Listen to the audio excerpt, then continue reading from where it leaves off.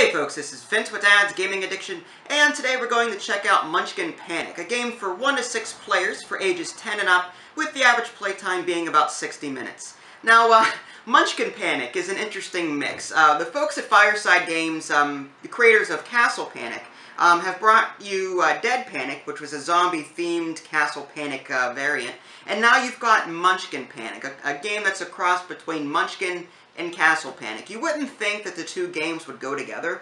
I've played both. Castle Panic is a cooperative board game that tasks players with working together to fight off enemy monsters. And in Munchkin Panic, that's exactly what you're doing here. Only you'll see some Munchkin gameplay mechanics peek their way through. What's weird is Munchkin sort of encourages players to work together only temporarily. It's sort of like I scratch my back, I scratch your back, maybe sort of thing. So as long as I get ahead. So there's a lot more backstabbing in Munchkin than there is Castle Panic. So I was really anxious to see how these two games blended their gameplay mechanics. One's cooperative, one's sort of a cutthroat backstabbing game, and then you mix the two together, and you've got well, a very recognizable but odd game. So with that said, let's go ahead and take a look at the components and see how the game is played. Okay, and here's a quick sampling of the components. Keep in the back of your mind that I have more components in the box. I just took a sampling from each of the baggies, just so you can see what came in the box without overloading your senses. Alright, now with that being said, let's go ahead and start on the right side of the board. The board is broken up into rings and arcs. For those of you that have played Castle Panic, you'll be instantly familiar with this particular setup. You've got the forest ring along the outside, and then the archer is the next one in, and then knight, and then swordsman. Finally, the castle ring in the middle. This is where your castle walls and your castle towers will be. And then the board is also broken up into arcs. They're numbered along the outside of the board, sort of like pieces of a pizza pie or a cake. You've got a 4 here. You've got 5 here, 6 here, and so on and so forth. Now over here on the left-hand side, we've got a Munchkin Panic themed draw bag. This is basically where all of the monsters will start at the beginning of the game. Speaking of monsters, again, if you've played Castle Panic, you'll be instantly familiar with this. Though instead of fighting orcs and trolls and the like, you'll be fighting Munchkin-themed monsters. You've got the floating nose, potted plant, you've got the wannabe vampire, and my personal favorite, the Pikachu. And they work exactly like in Castle Panic. Let's quickly show you what that looks like. Basically, they'll spawn in on the board with their highest hit point value facing the center, showing that they spawned in at full health. As they take damage, they will rotate, so that their current hit points are always facing toward the center, so players know how many hit points this particular monster token has. As it takes damage again, it'll rotate, and then finally it gets destroyed. What's new in this game is that on the highest hit point value on each of these tokens, there's a little gold symbol, and that basically tells players how many trophy points this particular token is worth. As players kill monsters in this game, they get to collect these tokens as trophies, and that'll play a part during endgame scoring. You've got some tokens up here in the upper left-hand corner. You've got your tower and tower walls. Again, if you've played Castle Panic, you'll know what these do. Basically, players will be trying to protect these particular pieces from the monsters as they advance toward the center of the board. You've got these fortify wall and goo tokens, and again, just like in Castle Panic, I'm going to be saying that a lot. The fortify wall tokens will add an extra hit point to the wall that they're attached to. The goo tokens work exactly like the tar tokens in that they slow up monsters that run into them. You've also got this die here that is used for spawning monsters. As far as your cards are concerned, you've got these castle cards over here on the left, and they work just like in Castle Panic in that you can play them to inflict damage on the enemy, though you'll have to observe the colors on these cards in the rings that they indicate. For example, this is a green archer card, so you could only attack a monster that is in the green archer ring here. If it were in the blue archer ring, you would not be able to play this card. As far as the treasure cards are concerned, these are sort of like bonus cards that players can earn when they kill monsters, and they augment the castle cards when they're played. At least most of them do. There are some that act solo, but some of them can be attached to the castle card here in order to give it an extra point of damage. For example, this Pointy Hat of Power. Damage a monster for 1 additional point. Must be played with a hit card. And you can see the symbol on the upper left-hand corner telling you that it has to be attached to something. Other cards like this with the star in the upper left-hand corner can be played by itself. Last but not least, there's a More Munchkin mini expansion, which can be added to your game to give it a more Munchkin experience. You've got character cards here, for example, that players can own to give themselves a unique buff of some sort. The Dwarf, for example, add 1 castle card to your hand size, including your starting hand. You've got the Halfling, you've got the Wizard, you've got the Warrior, and so on and so forth. You've also got some really cool treasure cards and even some monster enhancers. For that reason, I'd only recommend bringing this out when you become familiar with the game as a whole.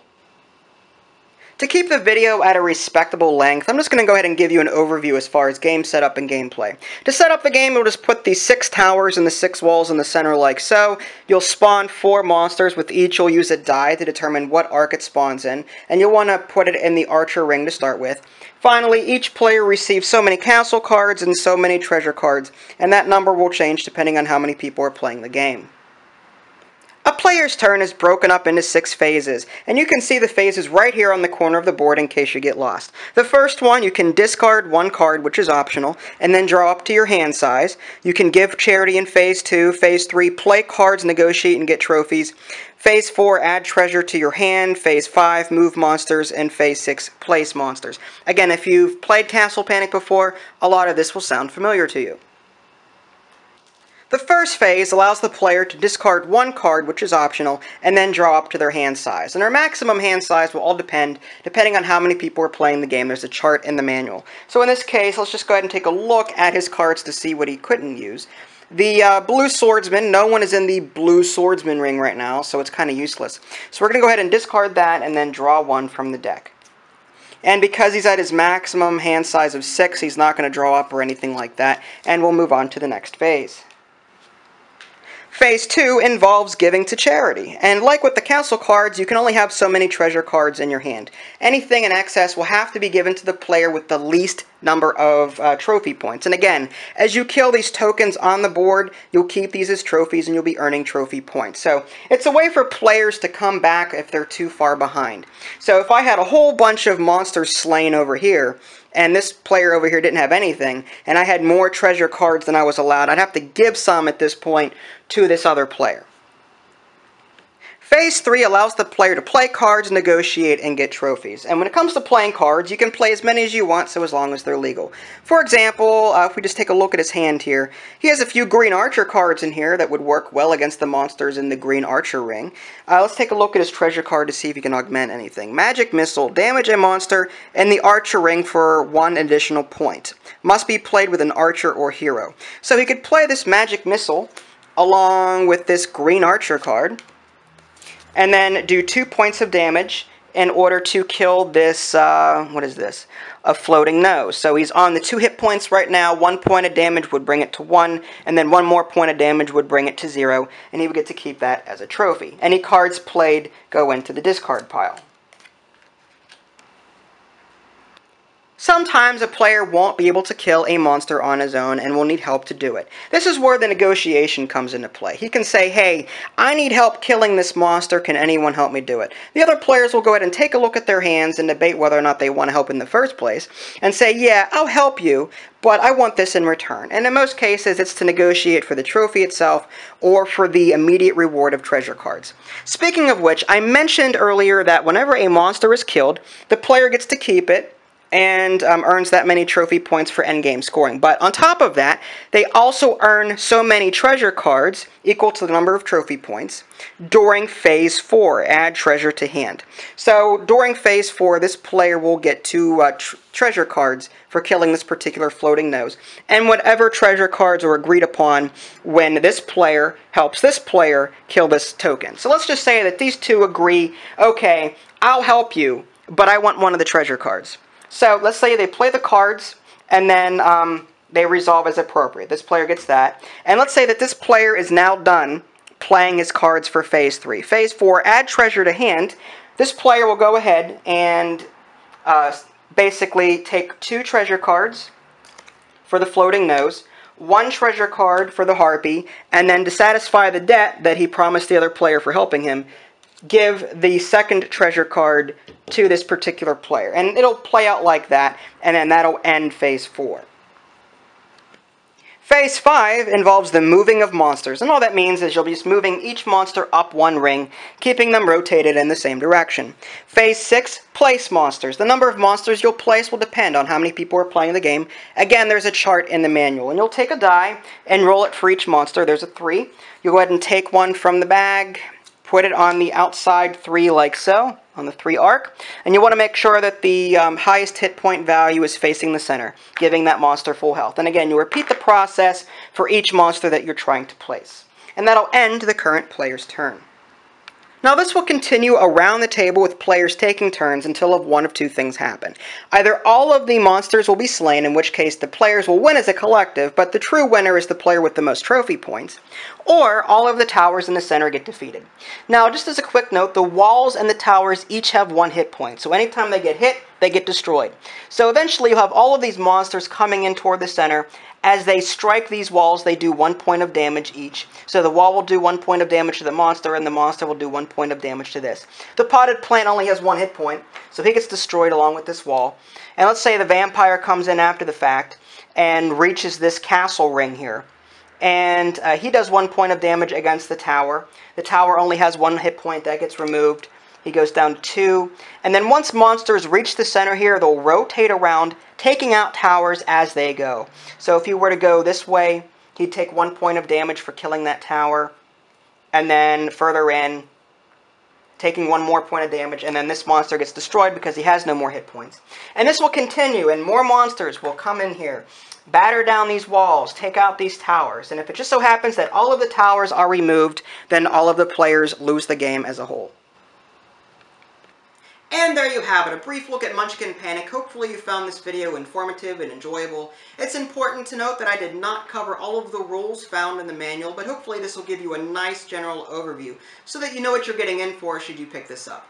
Like I said, Castle Panic and Munchkin, you wouldn't think those 2 games would go together, but this game does it pretty well. I mean, one is a cooperative tower defense game, and the other one is a competitive game where you do have to negotiate and sort of work together, but your main goal is to get ahead of everyone else. So it was very interesting to see these 2 genres combined like this. I didn't expect it.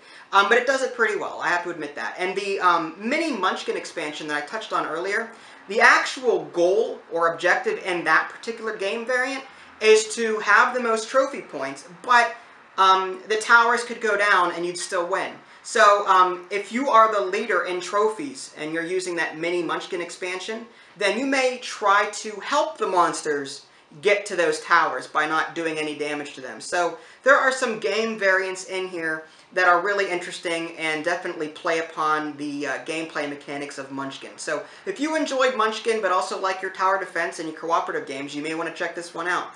With that being said, you can check out my full review at www.dadsgamingaddiction.com. If you haven't already, subscribe to my YouTube channel. That way you can keep up to date on any new content I happen to publish. This is Vince, thanks for watching, and I'll catch you next time.